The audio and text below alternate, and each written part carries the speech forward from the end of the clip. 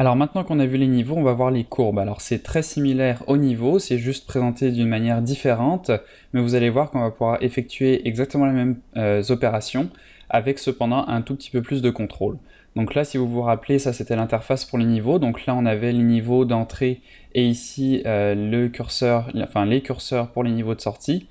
Pour les courbes, on a tout ça qui est rassemblé sur un seul graphique ici, avec les niveaux d'entrée en bas et de sortie ici à la verticale. Donc, si vous regardez ici le slider du noir vers le blanc, on a exactement la même chose ici, sauf que ici c'est l'histogramme qu'on voit, donc avec le noir à gauche et le blanc à droite. Ici sur la verticale, on a le noir en bas et le blanc en haut qui correspond donc à ce curseur ici noir et ce curseur blanc ici.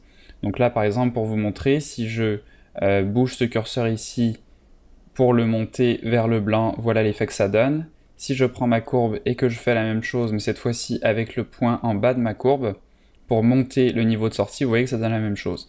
Donc là, si je mets ma sortie à par exemple 128, donc à la moitié, et que je fais pareil avec les courbes, donc en mettant le curseur ici à 128, je vais désactiver les niveaux. Donc là, vous voyez qu'on a juste la courbe qui donne cet effet. Et si je fais l'inverse, je cache la courbe et j'affiche les niveaux, vous voyez qu'on a exactement le même résultat. Donc tout ça pour vous montrer qu'on peut obtenir vraiment les mêmes résultats. Pareil, si je viens ici avec mes niveaux, donc je remets tout comme avant. Si je descends ce curseur ici en bas, voilà ce que ça donne. Donc là, comme on a vu dans les vidéos précédentes, en le mettant à 128 ici, les ronds disparaissent. Si je fais la même chose avec ma courbe ici, en prenant le haut de ma courbe et en le descendant, non, pardon, en prenant le curseur ici, donc puisque ça c'est le niveau d'entrée ici, donc l'entrée qui correspond à ces curseurs en haut. Donc si je prends ce curseur ici et que je le déplace pour le ramener à la moitié, donc à 128, vous voyez qu'on obtient exactement le même résultat. La différence, c'est que du coup, la courbe va nous permettre d'avoir des résultats un petit peu plus précis, c'est-à-dire que vous voyez qu'on peut cliquer n'importe où sur cette courbe pour rajouter des points. Donc là, ça va nous permettre vraiment d'avoir un résultat très très personnalisé et qu'on va pouvoir modifier en rajoutant autant de points qu'on veut.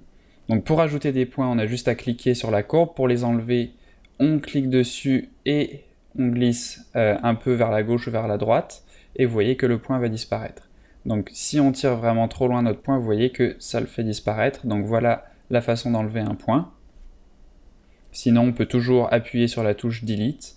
Donc là, je crée un point, je le sélectionne, j'appuie sur Delete et le point est supprimé.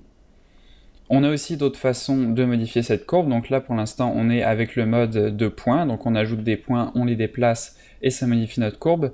On peut aussi cliquer sur le petit crayon ici pour dessiner la courbe qu'on veut. Donc là, je vais dessiner une courbe de ce genre. Et là, vous voyez que ça agit en conséquence sur notre image. Si jamais je veux rendre cette courbe un peu plus facile à lire, puisque là, il y a plein de points. En fait, si je repasse en mode de points, ça va me la lisser automatiquement. Sinon, directement avec le crayon, je peux cliquer ici. Et là, vous voyez que ça va avoir comme effet de lisser légèrement ma courbe à chaque fois que j'appuie sur cette icône. Et je peux donc toujours passer de l'un à l'autre en recliquant sur la première icône pour faire apparaître mes points. On peut aussi y aller encore de façon plus précise en sélectionnant un point et en utilisant les touches fléchées de mon clavier. Donc là, si je vais à droite, vous voyez que ça déplace mon point à droite, à gauche, ça le déplace à gauche, en bas et en haut. Donc comme ça, on peut vraiment venir modifier la valeur d'entrée et de sortie de notre point très précisément avec les touches fléchées de mon clavier.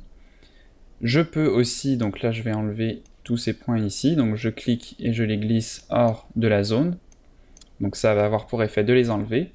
Je peux aussi cliquer sur la pipette ici, pour faire donc comme pour les niveaux, c'est-à-dire sélectionner mon point noir, et pareil pour le point blanc. Donc là vous voyez que le point que j'avais sélectionné devient noir et tous ceux en dessous également, et pour le blanc, le point que j'ai sélectionné devient blanc. Donc là encore une fois, les modifications s'appliquent sur les couches rouge, verte et bleue et non directement sur le RVB. Donc là si je vais voir ma couche rouge, vous voyez que le point noir correspond au point noir qu'on a sélectionné et le point blanc au point blanc qu'on a sélectionné. Donc à savoir la valeur 228 pour le point noir et ici de 191 à peu près, 191 ici, qui correspond aux 75% de luminosité qu'on avait pour le dernier point. Et pareil donc pour le vert et pour le bleu, puisque les pipettes ici, comme je vous l'ai dit, changent les couches et non directement le RVB. Je peux aussi choisir de faire une correction automatique, donc là c'est Photoshop qui va décider automatiquement de la façon la plus harmonieuse d'agencer les courbes. Sur un exemple comme ça c'est pas très flagrant, mais sur une photo vous allez voir que ça va le mieux possible essayer d'agencer les tons. Donc là si je viens sur cette image, je vais faire quelques retours en arrière pour ramener la couleur. Je vais créer donc un calque de courbe, et si je clique sur automatique, vous voyez que Photoshop crée une courbe automatique qui va essayer de balancer le mieux possible l'image. On a la même chose avec les niveaux, donc si je viens créer un niveau ici, on peut cliquer sur automatique, et là encore, Photoshop va essayer de balancer l'image. Donc là vous voyez par exemple que ici sur notre histogramme, toute la partie de 0 à 7, on n'a pas d'information, donc qu'est-ce que Photoshop a fait? Eh bien il a tout simplement ramené ce curseur ici, pour que notre pixel en fait le plus sombre, donc qui est à 7, devienne noir. Donc comme ça on n'a pas de pixels en fait, les pixels les plus sombres, si vous voulez, deviennent complètement noirs au lieu d'avoir une valeur de 5, 6 ou 7. Donc ça permet d'avoir un meilleur contraste dans l'image. Donc ça c'est quelque chose, vous voyez, que Photoshop fait quand on clique sur automatique. Il va automatiquement arranger la gamme de tonalités pour qu'elle soit la plus grande, donc qu'elle aille du noir vraiment à 0 au blanc à 255, et non de comme on avait au départ, c'est-à-dire de 7, puisque le premier pixel ici commençait à 7 jusqu'à 255. Donc ça va étendre en fait notre gamme de tonalités. Dernière chose pour les courbes, on a la possibilité aussi donc de revenir sur...